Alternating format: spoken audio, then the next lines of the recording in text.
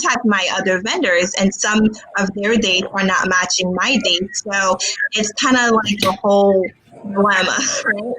So, but at the end of the day, the first thing I always do before everything happened, I contacted all my clients and said, I'm on top of this. I'm gonna see what's happening, and especially my fall. Now we're dealing with the fall brides. It's kind of like I'm on top of it. Don't worry about it. If anything happens, if I feel like we need to reschedule, I'm going to let you know. But at the same time, I'm still on top of all the other vendors to know, do we have this date open? So it's a lot of back and forth for sure, because I've had some venues, especially when they were in furlough, I couldn't get in contact with anybody. Yeah. So it's been really, really hard. And I appreciate all the vendors that giving us grace as planners, because it's because we don't know what's going to happen. But my most important thing, especially dealing with my Indian brides, because we have multiple days that we have to move. And sometimes when I go to a venue, they're only available on a Saturday. And I'm like, I need Friday, Saturday, Sunday. So it's been limited in the dates that I could move. But at the end of the day, I ask all vendors, I know you also have your schedule, but be a little bit more flexible, because I know a lot of my vendors said, I don't want to do another Friday or a Saturday because that's taking away from a new couple. But I want to be as much, those are our clients. At the end of the day, they're the one who's going to refer us to new clients. So I want to make sure I take care of them now, because then they could bring more amazing clients. But I have to be flexible in the day, because I don't want to do Saturdays and take up my Saturdays. But at the end of the day, if that's what I have to do, that's what I have to do. When it comes to charging them, it depends. It really depends on, again, it's a business that I'm running, but it depends on what it is that overall. There are some clients that I had to cancel because, again, international clients coming in, and we don't know anything that's going to happen with flying. And I had destination weddings that I can go to, and I had to try to move them in state. So it's all of that. And when I look at all of those situations, I have to say, should I refund? Should I not? Because it's more work on my end as well. Planning a whole different wedding, and especially if I'm designing, it's a whole different design. So there has to be a little bit of fee. Anyways, in my contract it says that if I'm changing the scope of events, it doesn't. I have to charge a fee for it, but I'm also understanding of what's happening. So it just depends. I go by case by case. That's it. Yeah. Yeah, there's a question here from Kat. Also, it says, have you had to modify your contract cancellation severance policies to explicitly state the words pandemic or COVID, as opposed to just using the phrase act of God? I ask because I'm a wedding invitation designer, and I've been trying to see what vendor consensus is on this. So this is a really great intro to, like, especially when you are moving dates, like I've been adding addendums to the contract to, further explain, okay, what happens if you reschedule again? Like, what does this actually mean? And then especially going forward with new bookings, we have people booking for next fall. We don't know what the future holds ever now anymore, especially. So like, what should our contracts be looking like? What have you guys added? Have you sought the counsel of lawyers? All that good stuff. I actually hired a lawyer, attorney to redo my contract. That process, she redid my contract for signing new couples, and then also a contract that I sign that they have to sign in order to reschedule. So it's like a rescheduling agreement and then a wedding photography agreement. So what I was doing previously when the spring couples were moving to the fall, I was sending them an addendum contract. So the original contract still stood, and this attorney was like, you can't do that because that's not airtight. You really need to have this rescheduling agreement, sign that, and a brand new contract for the brand new date that is airtight, has everything that Kat just mentioned, like sealed force majeure specific postponement clauses. So then the original contract is like null and void. So I don't get into a sticky situation where somebody can be like, well, the original contract said this, but they've signed a rescheduling agreement that basically says anything that was signed before now doesn't stand. And then this is the new contract that you have to sign for a brand new date that you're securing for 2021. So that was super helpful. It's a lot of work, but it was helpful. Yeah, I've had that rescheduling contract for maybe 5 years now already. Prior to COVID, and for that reason, I ran into that situation once before. So yeah, you almost have to have a rescheduling contract to where it's, like you said, a whole new contract, because it doesn't take much for it to start bleeding over into a situation that gets a little sticky. Yeah. So ours is a little different, obviously being a hotel and having the partnership with Marriott that we have. So we do send our clients addendums. However, we did have our lawyers take a look, and they did add in a clause under the impossibility clause that basically says anything that's a government directive, if we can't host it, because, again, we have to protect the hotel, but then also our clients as well. So it basically says anything that's, while it may not be an act of God, if it's a government directive is they can't host it, that is covered in their impossibility now. So they did add a paragraph for that. Impossibility. For us, we use HoneyBook. I'm not sure if you guys use HoneyBook, but HoneyBook has a great contract. And then as soon as COVID came out, I think it was right in the beginning of April, they released a whole set of contracts to add on or make addition to for rescheduling and all these different types of things. So it kind of saved us a little bit that they did it all for us. So that's one of the reasons that I love HoneyBook so much, because they have their own lawyers and make the contracts, and then we're just able to use them. Cool. And then sorry, Kat specifically asked as well, do we put the words pandemic or COVID as opposed to using the phrase act of God? And COVID isn't covered under the phrase act of God. So if you don't have pandemic or COVID-19 in your contract, act of God won't cover it. And that's why we had ours put government directives instead of covering it, because that's something that came down from them. Yeah, that's perfect too. Yeah, so we have, when I modified mine, I did add because I had a force majeure in my contract already covering so many things. So I had to go back and definitely add pandemic, COVID, whatever, and any future pandemic that, So we had to, so there's two things, because I do have clients that are still getting married on their date, lowering their count, but still rescheduling the celebration for next year. So this year's contract still stands, but then we have a whole new contract moving forward. So I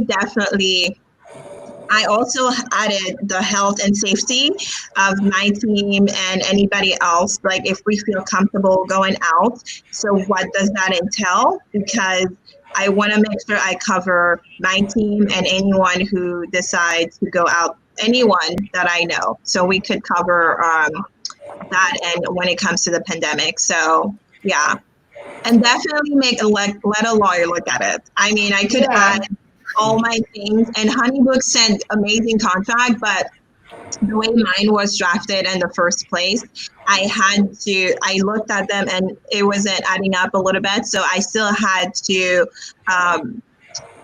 have a lawyer look at it, because some of them would cancel out, and I was like, yeah, I don't want to deal with it. So it's a great question as far as liability too, and talking to a lawyer, because right now there are no protections. It's the Wild West. We have no idea what's going to happen if people get sick at an event. Where does the buck get passed to? Is it the venue? Is it the couple? Like, who, if someone were to drop a lawsuit, which is not out of the question, what happens? So I think it's super important to get a lawyer's perspective. Have any of you heard anything specifically on the liability side? I haven't. Unfortunately, right? Knock on wood.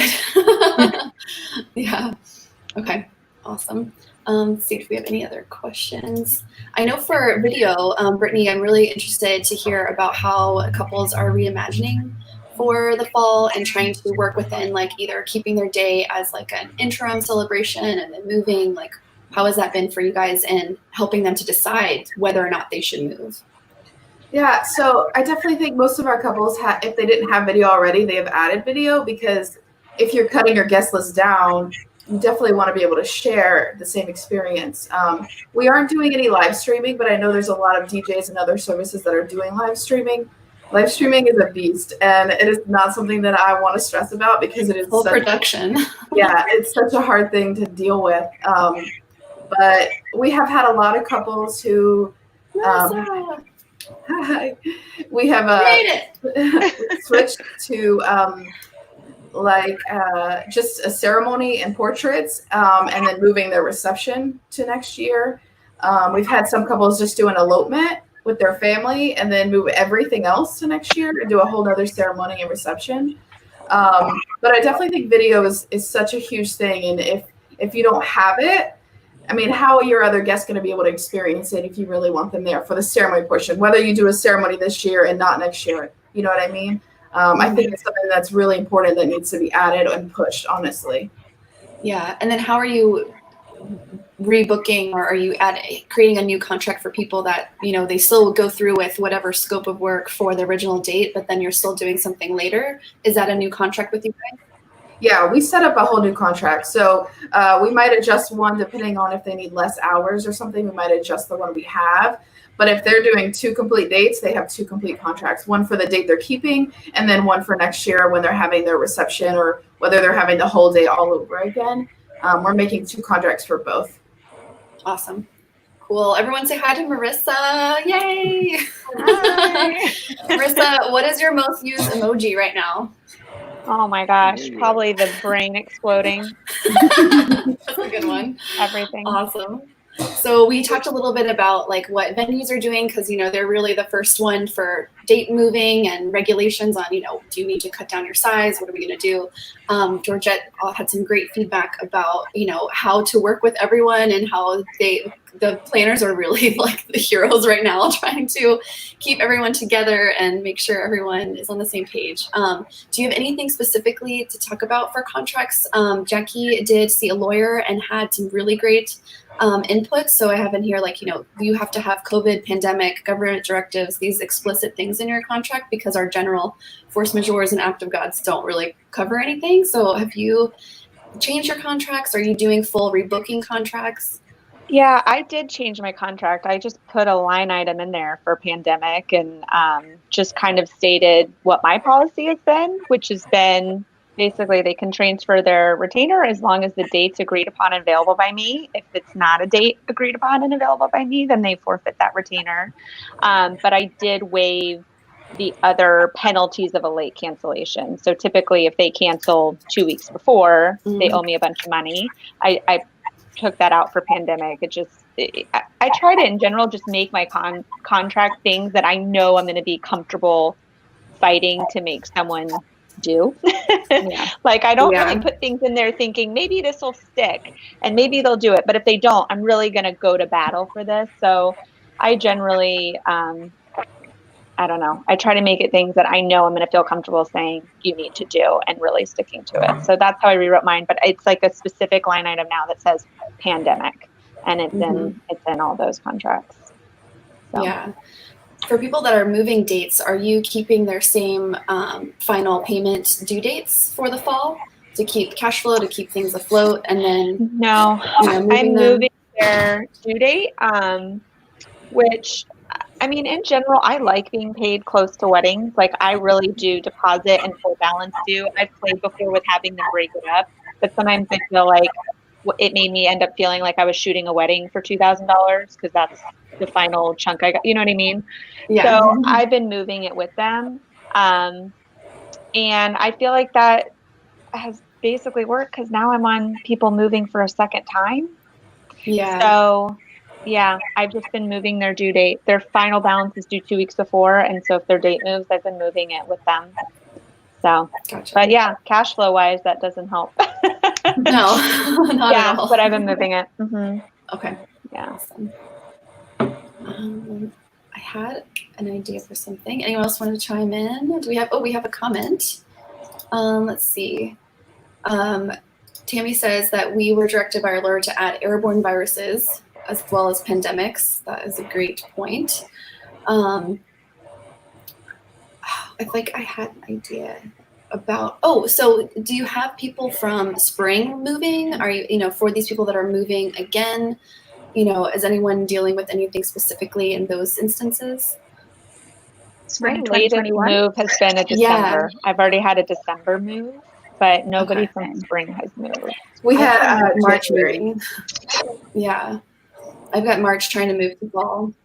So I do have spring moving, and to be realistic, I'm not a big fan of rescheduling all these things. So as a planner, I could give my best advice, and not because we don't know what's going to happen in the spring at the end of the day. So I'm not going to move to the spring. To the spring. That's not going to happen, because then I have to go again and reschedule.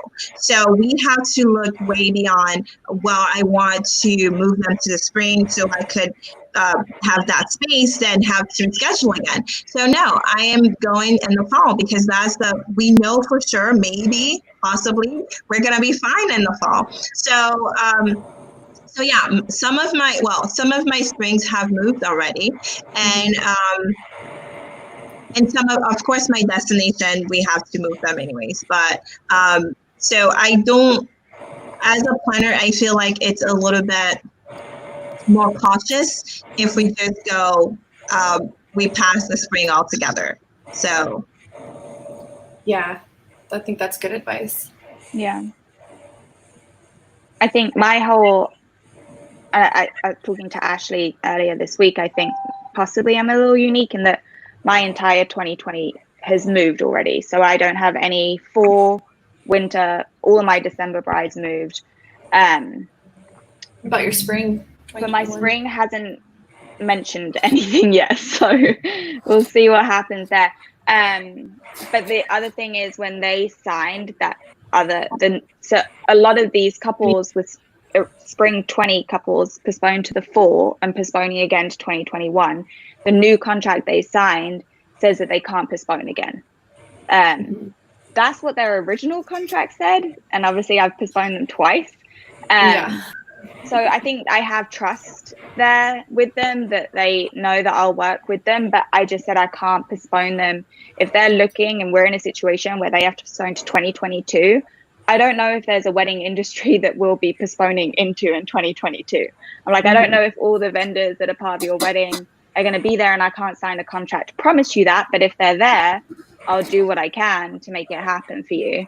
So that's like a whole other ball game, I think, summer of 2021. And how's everyone dealing with, are you reaching out to clients specifically, checking in on them, asking about their date? Are you waiting for them to come to you? Are you trying to go around to maybe the other vendors in the team first before you talk to them? Does anyone have a strategy on that? For me, I reach out to my clients, because I want to know how they are doing. And some clients really feel like I'm this, what's that word? Fairy godmother? Yeah, because a lot of time they don't want to go to their fiance and their parents and talk about it over and over. So they feel safe in coming to me and say, this is what I'm thinking. I don't know, I'm going crazy. And I just could have that conversation and say, hey, I'm here to guide you. We're gonna make things work. So I reach out to them via text at least once a week. Well, no, once a week, and maybe every other week, to say, hey, checking up on you. Let me know what you're thinking, where your mind is at. So I know it's not like silent, and then they're like, oh, you never told me I should have moved my date. I mean, I can't tell you to move your date. I could advise on that. So that's another liability. I can't tell somebody to move their date, and then next thing you know, they have to reschedule. So we have to be careful as planners I can't tell you what's going to happen, so I could just advise. So I'm like, I'm just advising. I can't tell you it's going to happen. So we have to be careful with our words as well. So.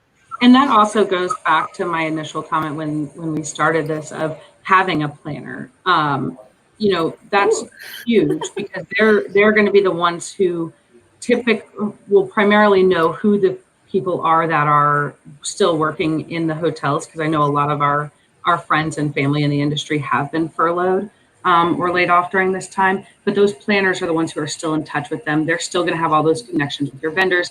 They're going to be the ones that can send out a group text and a group email to all these vendors and say, hey, what are you guys doing? What are you guys looking at? And doing these conversations. We're more so on the side where our clients are reaching out to us and they're asking us saying, hey, what do you guys see? Do you see this wedding happening? Are you seeing that we're going to be able to host it? What are you thinking? And we're telling them, unfortunately, and fortunately, the guidelines are changing so much for hotels because we're restaurant, banquets, all of that. They constantly are changing. So this week, we can have 50%, but next week, if the numbers spike, they could say, hey, you're back down to 25. And that's conversations that are much easier to have if you have a planner involved, where I can call, anybody and say, hey, this is the new guidelines. Can you talk to your couple? What are we going to do? This is what we can do to make it work. This is, they have this is how we can set it up. We can move the room around. We can set up different things to make it happen. And then the planner can go back to the couple and say, okay, here's your options with what all your vendors are doing, and kind of lay it out and create that game plan. And it just creates a very streamlined effect for us, which is very nice to have instead of getting 18 emails, because the photographer wants to check in and make sure it's still happening. And the DJ is like, well, what time can I come? And so it's much easier to have that all in one. Do you guys know of any planners that are specifically picking up like sort of a day of capacity for people that are rescheduling? Like, let's say people that didn't have a planner yet, like, do you know of anyone that is specifically like going out there like rescue team for people? I know there's a couple. I've seen a couple on Facebook that are posting like, listen, call us. If it's too stressful for you right now and you don't want to do it and you need help, call us. And they're putting together maybe smaller packages and adjusting their packages to fit with what the client needs. The client may still be getting married next month, but it might have gone from 150 people, they had everything done, to, oh my gosh, we have to scramble. It's now going to be 40 people and we don't know what to do. So I know there's a few out there. That's good to know. So I've been trying to connect with a planner or the venue first before I bother them, because we all know wedding planning is stressful and then add this on top of it. But I think that getting in touch personally on the phone is probably your best bet. So I've been trying to, get in touch with whoever I can upstream first. And then I send an email to say, hey, like, let's have a call on Friday night or something like that, and then talk to them in person. So that's been helpful. I do want to grab some of these questions. So Marie, we did talk about, we have people maybe moving again. The consensus is like, it's probably in everyone's best interest to move to fall 2021, and that we're just trying to work with people. It really depends on availabilities. Obviously Saturdays are very popular, and that there might not be any left. So we're trying to guide people into Fridays and Sundays.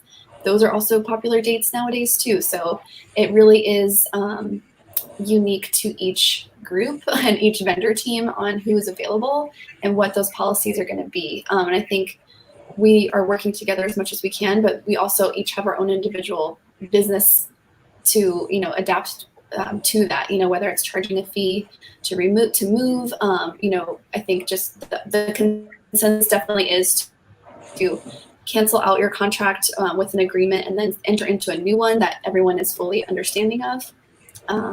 We have another question here. This is actually from Norm. She was in our group.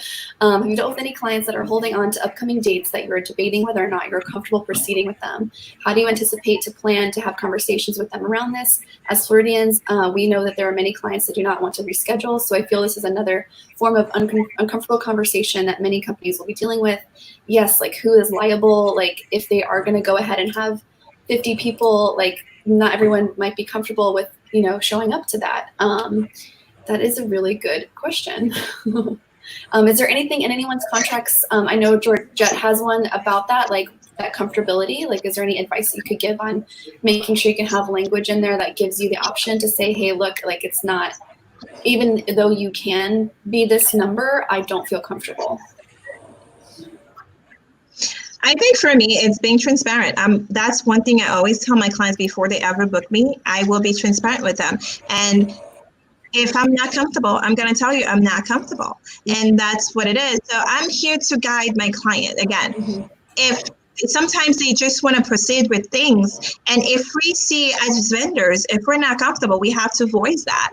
And it's not about, well, I don't know if I can.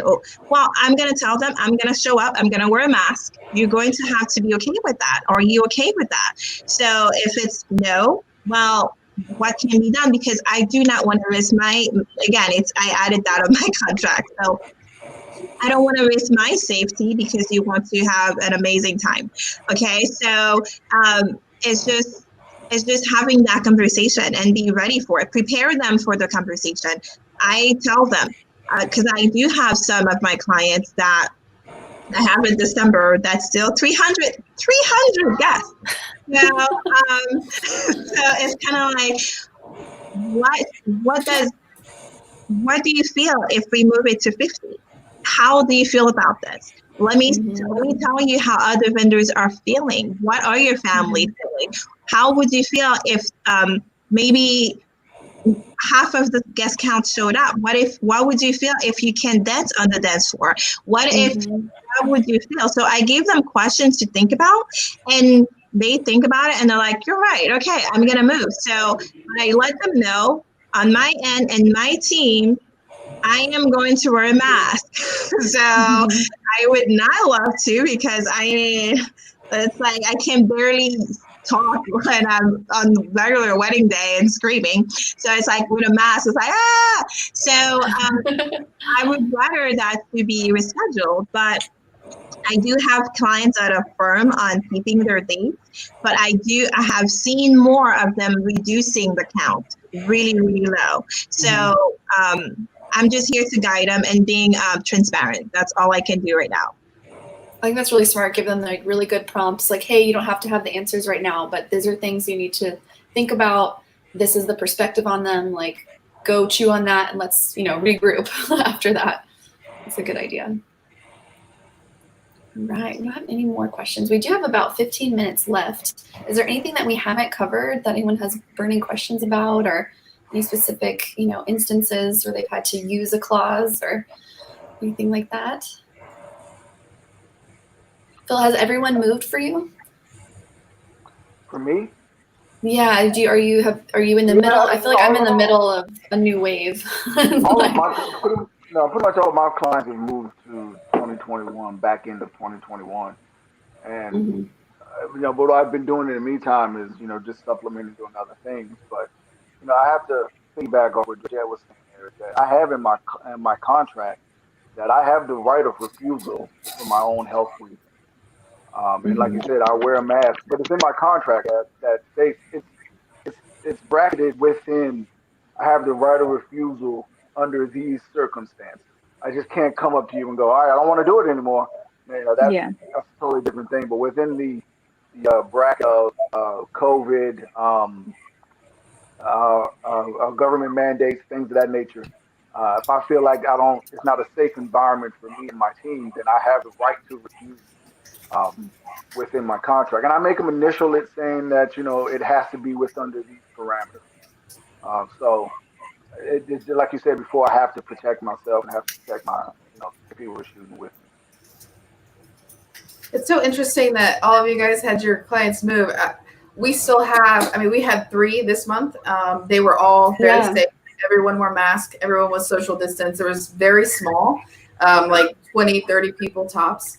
And we still have probably 7 or 8 through the rest of the year that are doing the same thing. They're either doing just a ceremony or they're bringing it down really, really low guest count because it was more important for them to keep the date and they didn't want to have to deal with rescheduling. So, I'm thankful because we still are able to shoot. But yeah, I've heard also horror stories of vendors showing up to weddings and a parent or whatever, somebody there has it and they test positive and they don't care, they came anyway, at that point, like, I don't even know what I would do. I feel like I would just leave, because that's just that's not fair.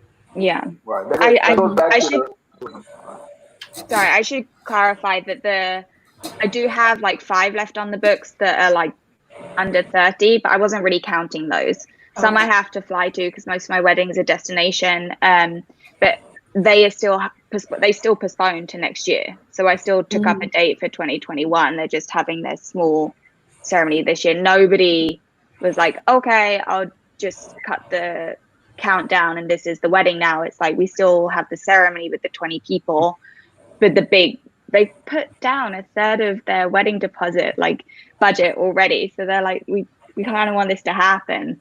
So that's still been postponed to 2021. But I'm excited about those smaller weddings for sure. I just want to work a little bit. Yeah. Or are you gonna? I think someone was mostly. Yeah, that's what's happening with most of my clients too. It's because again, with my clients, the date is not the important thing. It's about the gathering, and so they want to get married. Especially, I have some of them. They're like, I want to get married now, but having their family and friends celebrate with them, and especially we, like Jackie said, we put a lot of money down, so we're not losing it. So we're just having the ceremony this year and a small count for dancing and eating, and then having all the guests invited again next year and having the bigger celebration. So most of my clients are going that route instead of just having a small thing now and not having anything at all later. Have you guys been getting a lot of bookings, like new bookings for 2021? Yes, I think because everyone is stuck at home and everyone is either working from home. hard. Exactly, they're Pinteresting hard and they're starting to reach out. So we're actually seeing a lot of 2021, but also we're starting to get a lot of 2022. A lot of those people are also starting to reach out as well. I think people are realizing too that 2021 is going to be stacked. So if you want to get married that year, like, get it. And to be honest, that is exactly what they say when they reach out. They're like, hey, we're sure that you're dealing with craziness and rescheduling and pushing, and a lot of times they'll say, do you have any available dates? If not, we're willing to look at 2022. And I send them over what I have, and then they can kind of decide from there as well. Does it sound like they're going to be like the same averages in size, or are they already thinking about maybe making things smaller or different? Like, I'm wondering what the new trends might be because of this. To be honest, I really thought that we were going to see a huge dip in the numbers, and we haven't. All of the weddings that have been reaching out, which is good. I like it, but all of them are still in the higher range. Which is nice cool. To see that they're even thinking that it's going to start swinging back to normal. Yeah, I think after being separated and socially distanced for so long, I think people are really seeing how incredible and valuable gathering with all of your friends and family really is. So I've been writing. I have like a little blurb, track. I keep saying to the people that do have to reschedule about like, just picture how amazing this is going to feel. Like everyone is going to be so much more appreciative than they ever would have been to be together and trying to, I don't know, give them some sort of silver lining, because I know it sucks for them. Exactly. I try to tell them that too. It's like, no matter what, like your wedding day is going to be incredible. And I feel like the more tribulation, the more incredible it is. Yeah. So yeah, I really hope, everyone's really pulling together to make it even more magical and amazing than we normally do, I feel like. So we've got their backs. Yeah. Awesome. We don't have any more questions. We have just a few minutes left. So we are going to be having these talks bi-weekly. So the weeks that we have the Tuesday morning talk, the next week is going to be an Empower Hour, which is going to be on Thursdays, probably more towards the evening. And that's just going to be free form, like cocktail hour, like everybody just hang out and talk. And then the talks are a little bit more, about certain topics. So if there's anything that you guys are really interested in hearing about, please let us know. There's going to be a new host each week. So if anyone's interested in hosting one, we can do that. We've got kind of a running list going, but we wanted to try to treat these as, something more intimate, kind of like a coffee date, but that we could broadcast to everyone. So hopefully everyone will keep showing up. We've got 9 people watching right now, which is pretty cool. And I really love how everything comes in together so we can see everyone's comments and feedback. Is there any major takeaways? Anything you want to leave people with? Yeah, I Get have a one. lawyer. Yeah, want to get a lawyer. That's huge. But just stay resilient.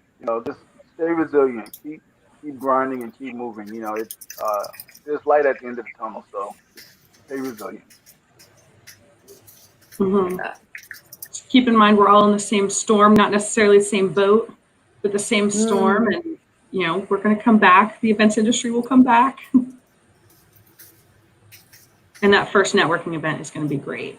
Oh my gosh. I like that. Yeah. So I guess for me, I would like to say,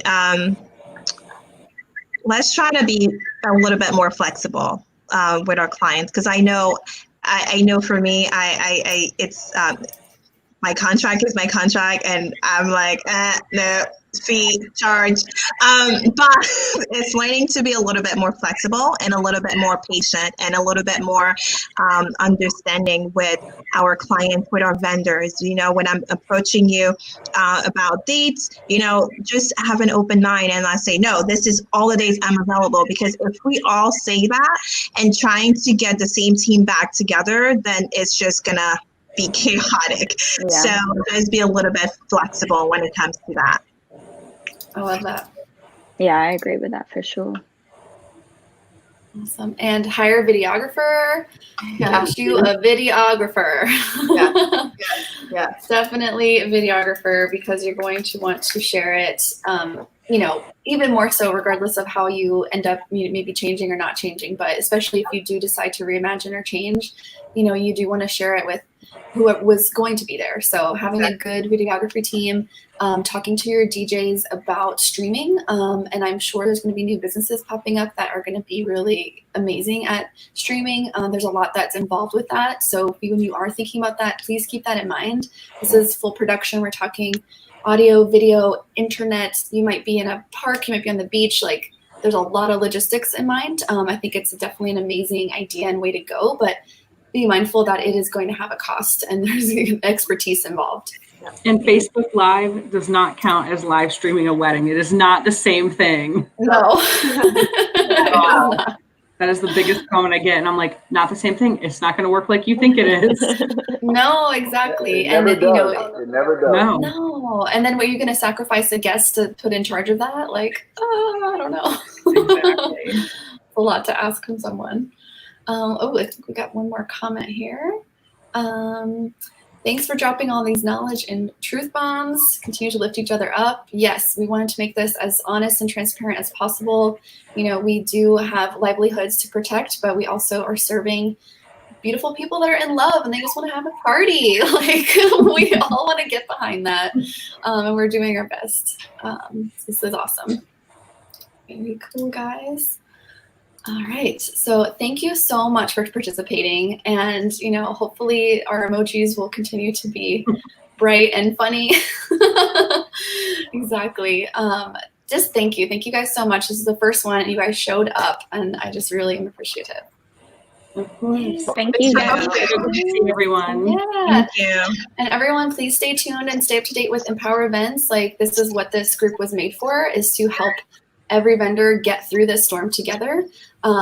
Everyone, all the vendors, like front of the house, back of the house, all of it. We're in this together. We're going to be hosting a fundraiser soon.